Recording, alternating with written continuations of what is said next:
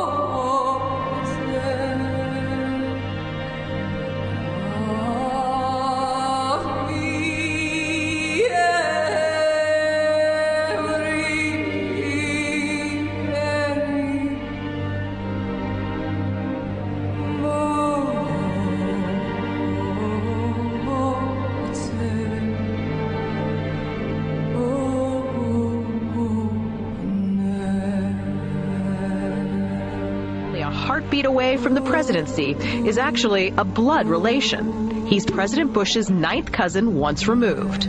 Cheney's cousin Barack Obama is also Bush's 11th cousin. President Lincoln was President Bush's 7th cousin 5 times removed. And Bush shared more than just a ballot with John Kerry. That's right, they're 9th cousins twice removed.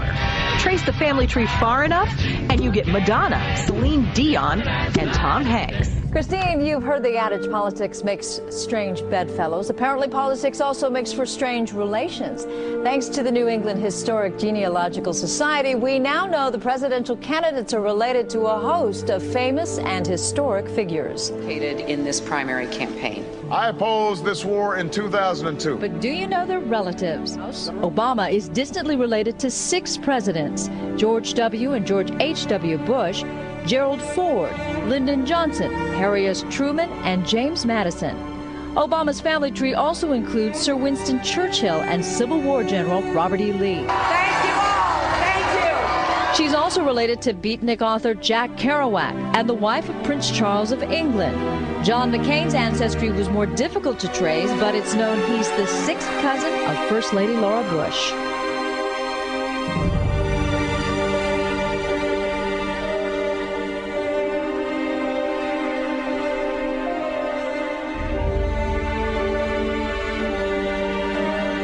Dark Lord Sauron forged in secret a master ring to control all others. And into this ring he poured his cruelty, his malice, and his will to dominate all life.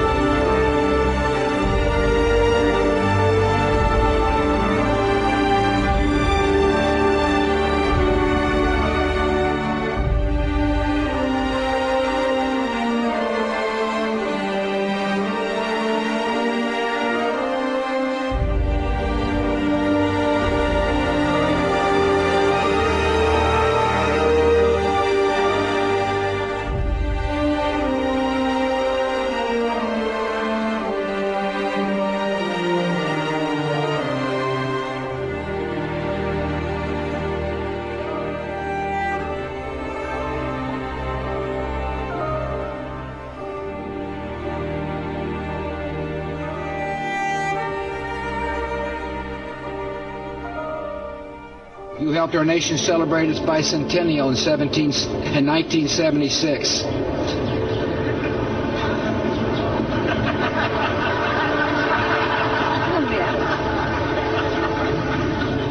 She gave me a look that only a mother could give a child.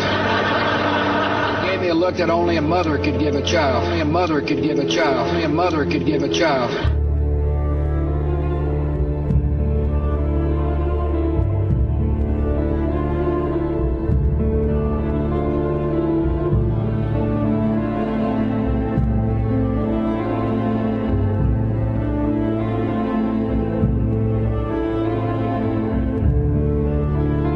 She gave me a look that only a mother could give a child.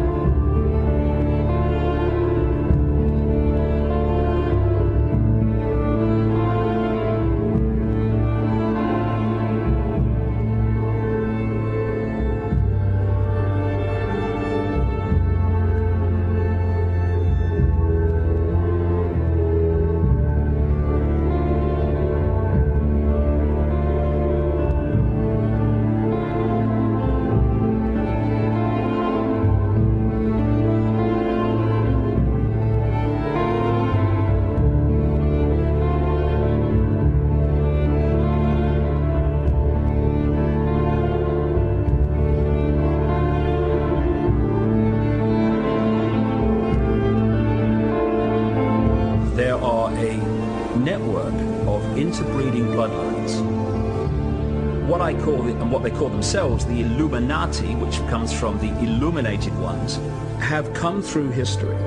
And as people began to reject overt, in-your-face dictatorship, they became the people who ran the system.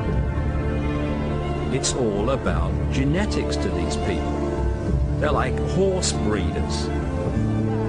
Diana basically called herself the Windsor's broodmare, as she was brought into the web merely to be the vehicle to give birth to William. You look at the Bushes and people like that, and they look like you and me. The key element is what happens beyond the realm that we can see. This is what the Illuminati bloodlines really are. They are vehicles for other dimensional entities to manipulate this reality.